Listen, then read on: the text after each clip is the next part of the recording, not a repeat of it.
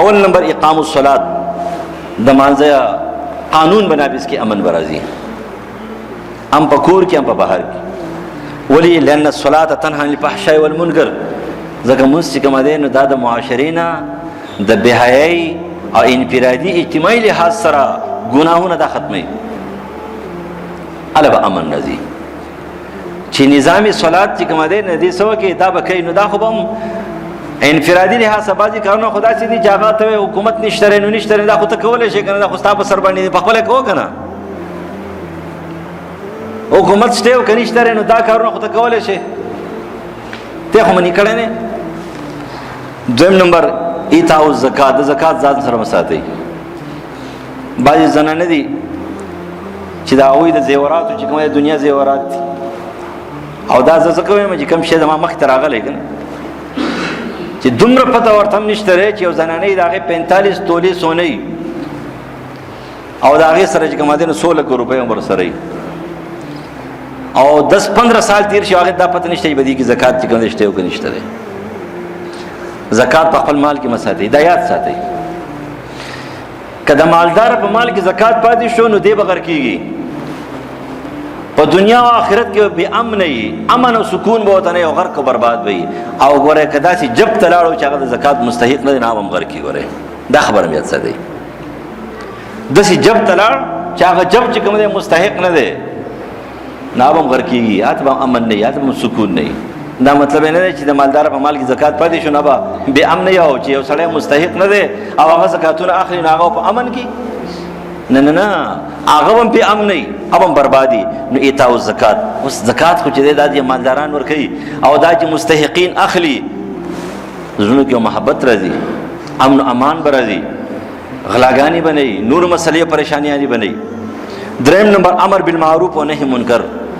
کله چې تا خپل جبه بند کې، خپل لاس بند کې او خپل ځان بند کې او سترګې پټې کې او چې څوک سکه نو کوي نو خمولا دې ته ویل کېږي نه بچا کې کار لري او نه پیدا چا کار وي، بس دغه ته خویل کېږي جمعه ته سیده زی او کور ته زی او بس خیر دې ارڅ کېږي. نه، د جمعه امام او بیا دې مولوی صاحب دا به مثال کې دی نو چې سم پډی سي کنه داغه وي ابا ورزي گاړي والا ته وای چې دا گاړي دی غلطه ولاړه ده، دا گاړي دی غلط ولاړه دي څه وته نه وای چې الکه د خال او یا د بلزګي یا د بلزګي چې کومه ده نو د یو ډېر چې کومه گاړي دی هغه ته نه کوي او چې کله دې د جاخي غوندي گاړي دی هغه ته وای چې دادی ولي ودرولې ده نه دې ټبي شی بنئ، دې مردار بنئ، دې بسم سړی ټوپکو کار نه کیږي.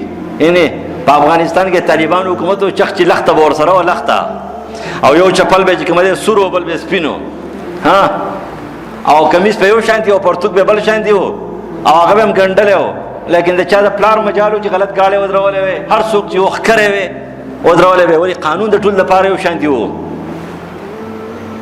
قانون ټول لپاره یو شانتي. ستاسو حکومت کې چې نه د صدر لپاره قانون بل شانتي لري، د وزیر اعظم لپاره بل شانتي لري، د وزیر اعلی لپاره بل شانتي، د غریب لپاره بل شانتي لري. ځکه امن ناراضي، ځکه سکون ناراضي،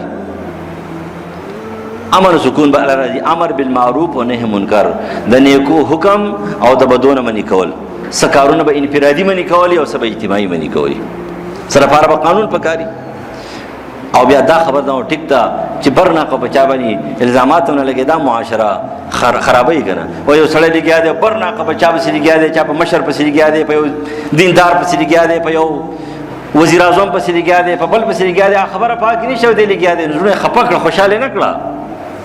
هغه ځکه سره خبر جوړ کا باغ کیو ته بیا خبر کیږي نو خپل ځان وته منافق بیا منافق ځکه منافق چې تر غلطي خبره حمایت کې. او د مسلمان صفت خدای تعاون البر والتقوا، دی بدن یو چې کومه حمایت کې او د بدو مقابله وکړي. لا طاعت لمخلوق فی معصیه خالق، د خالق په مقابله کې د مخلوق د خوشحالي خبرې نه کوي، د رسول په مخالفت کې به د مخلوق او د انسانانو د خوشحالي خبرې نه کوي. بس الله راضي شي پورا ده. امام شافعي رحم الله یو قول له هغه وی دې ته ګوره چې الله بس باندې راضي کیږي، دې ته ګوره.